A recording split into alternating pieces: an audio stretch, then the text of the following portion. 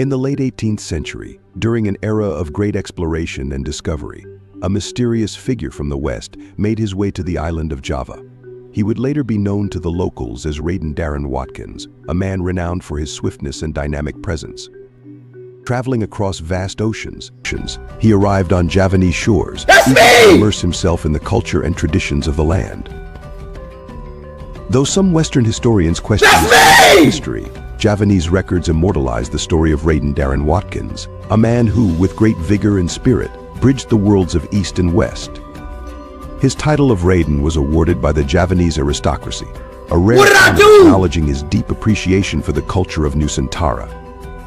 While his name may have faded from Western history books, in Java, Raden Watkins remains a legend, a figure who, with every quick step, not only covered great distances but also won the hearts of all who crossed his path.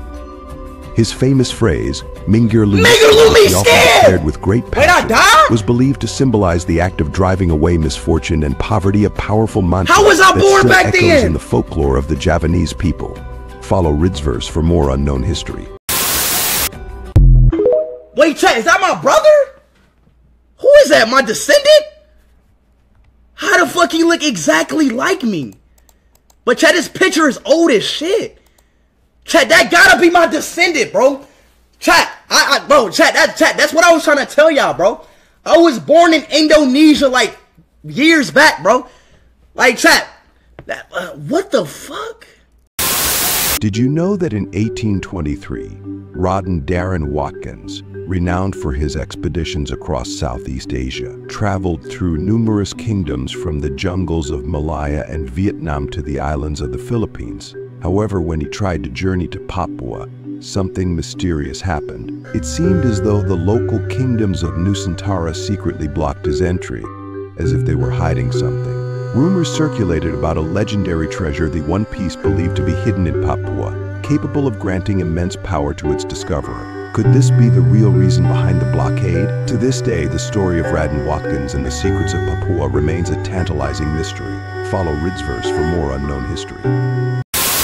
The mysterious death of Raden Darren at the age of 68 shocked many.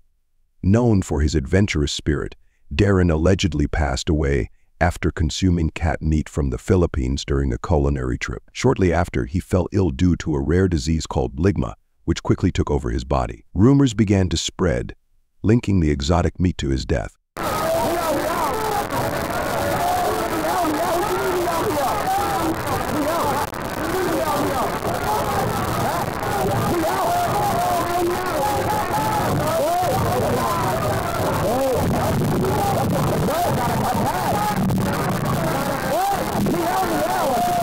However, to this day, whether the cat meat was truly the cause or just a tragic coincidence remains a haunting question.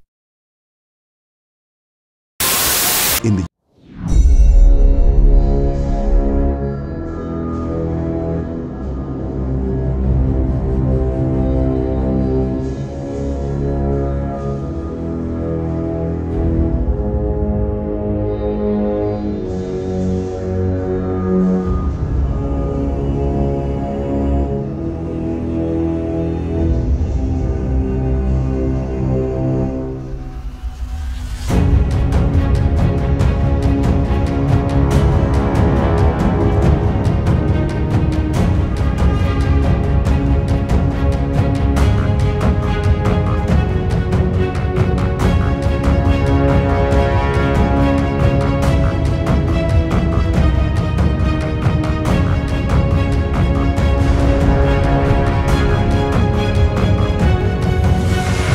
penjajahan Hindia Belanda, seorang penyair perempuan bernama Nona Gem yang dikenal dengan julukan Raden Ajeng Pena Api, menerbitkan sebuah buku berjudul Faham.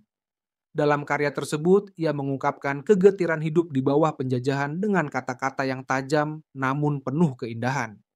Salah satu kutipan terkenalnya dari buku itu yang menggambarkan kecerdasannya dalam menyindir tanpa langsung menyinggung adalah, "Sampaikanlah kepada si kurang adab itu, jikalau ia tiada mengerti hal ikhwal kehidupanku, baiknya tidak perlai bersabda dengan mulut lebar, mengerti?" Melalui Faham, Nona Gem berhasil menyampaikan pesan keberanian dan harapan kepada rakyatnya, menjadikannya sosok yang dikenang sebagai penyair yang berapi-api dalam menuntut keadilan di tengah penjajahan.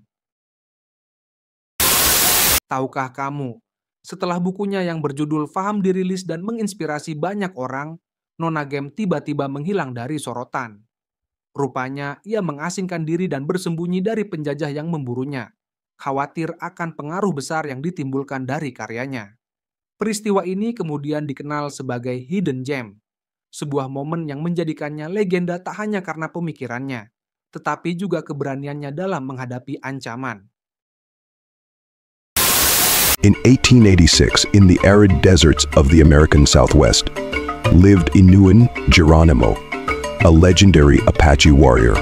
Renowned for his survival skills in the wild, Inúan made use of everything around him, so wild plants, insects, even small reptiles. However, his most remarkable trait was his habit of sniffing every piece of food before eating. Though with his keen sense of smell, Inúan could detect hidden poisons in leaves or meat, a survival instinct that saved his life countless times.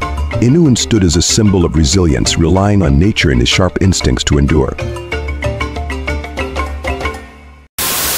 Pada tahun 1950, seorang pelayan restoran bernama Windah Habatu-Sauda sering menyanyi sambil bekerja, tak menyadari bahwa suaranya yang khas akan mengubah hidupnya.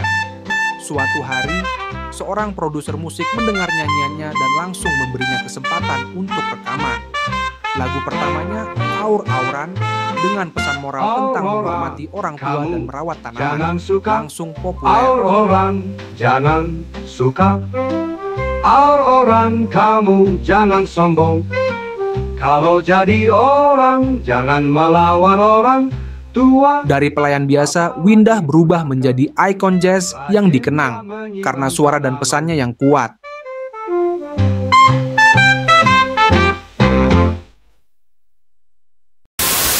Konon di suatu masa hiduplah Sadborius, seorang pemimpin yang dikenal tak hanya karena kekuasaannya, tetapi juga karena tarian mistisnya yang disebut tarian Sadbor.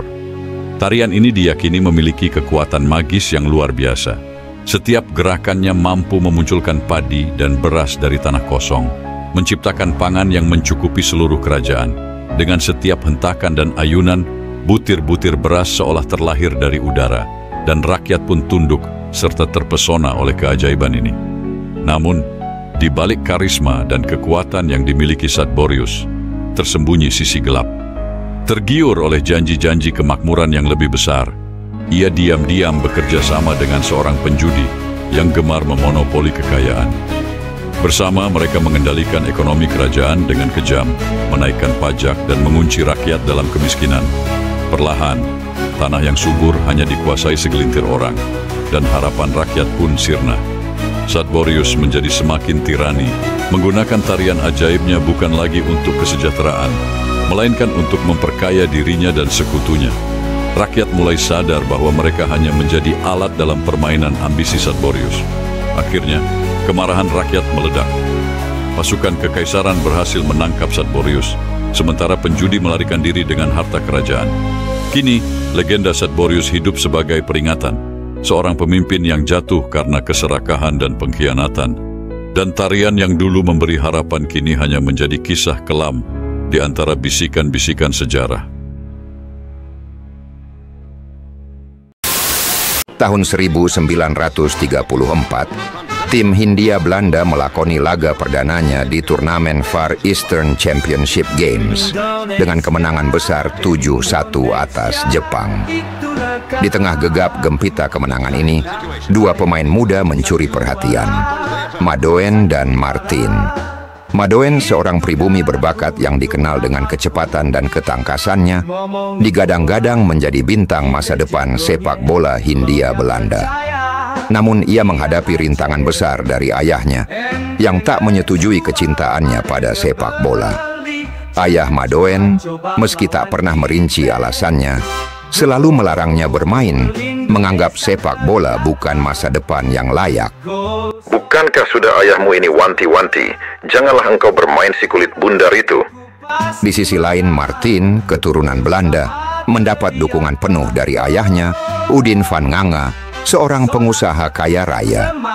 Dengan segala fasilitas dan pelatih pribadi yang disediakan, Martin berlatih tanpa henti, berambisi untuk menjadi bagian dari skuad nasional. Meski kedua pemuda ini berlatih keras dan bersaing ketat, takdir berkata lain. Perang Dunia Kedua pecah, membatalkan semua kompetisi internasional dan menghentikan pembentukan tim nasional. Madoen dan Martin harus menanggalkan impian besar mereka, kembali ke kehidupan masing-masing. Meski gagal mewujudkan mimpi, kisah perjuangan mereka tetap menjadi bagian yang tak terlupakan dari sejarah sepak bola negeri ini.